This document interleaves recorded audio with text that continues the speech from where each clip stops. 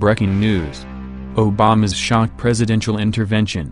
Barack has eyes on 2020 race. Barack Obama has been preparing for the next U.S. presidential election in 2020 as the world leader has met with at least 9 contenders to run against Donald Trump, including Bernie Sanders, Elizabeth Warren, Joe Biden and Deval Patrick, for one-on-one meetings at his Washington office. It is understood the meetings have taken place at Obama's personal office on the 3rd floor of the World Wildlife Fund building, and have included discussions on the future of the Democratic Party. Mr. Sanders, who lost to Hillary Clinton in the Democrats' primaries, has more respect for Obama and his former administration than most believe, sources told Politico. And it is understood the Democrat requested a meeting with the former president in mid-March. Meanwhile, Ms. Warren has met with Mr. Obama on at least 2 separate occasions since he left office in January 2017. The first was in the spring of 2017 after Warren revealed she was troubled by the $400,000 Obama received after speaking at Wall Street investment firm. She also met with the former U.S. president for a 90-minute chat in April after she told CNN's Jim Acosta in March, "I am not running for president in 2020. Another 2020 Democrat favorite is former governor of Massachusetts Deval Patrick, who is a close friend of the Obamas. Mr. Obama's strategist David Axelrod is said to have had several conversations with Mr. Patrick about running and has devised potential strategies for the Democratic primaries ahead of the election.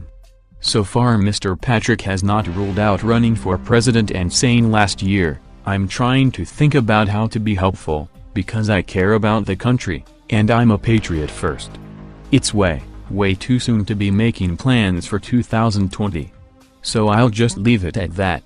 An insider, familiar with the meetings, said, "The President Obama was generous with his time and advice, and he was excited to talk about the future," said one person familiar with one of the meetings. Allies of former President Obama also believe Mr. Patrick is the perfect match to continue the Democrats' legacy. A former senior White House aide previously told Politico, "If you were to poll 100 notable Obama alumni, the only 2 people who would win that 2020 straw poll right now are Joe Biden and Patrick." Former Vice President Joe Biden has also remained close with Obama, speak by phone, and the former vice president also came by for an in-person meeting in January.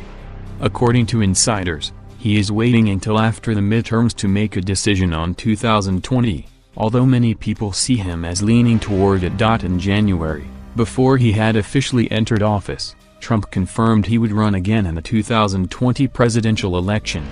The U.S. president said he had decided "Keep America Great" would be his 2020 re-election campaign slogan, and on January 20, 2017, he filed a form with the Federal Election Commission, FEC, declaring his candidacy for the 2020 presidential election.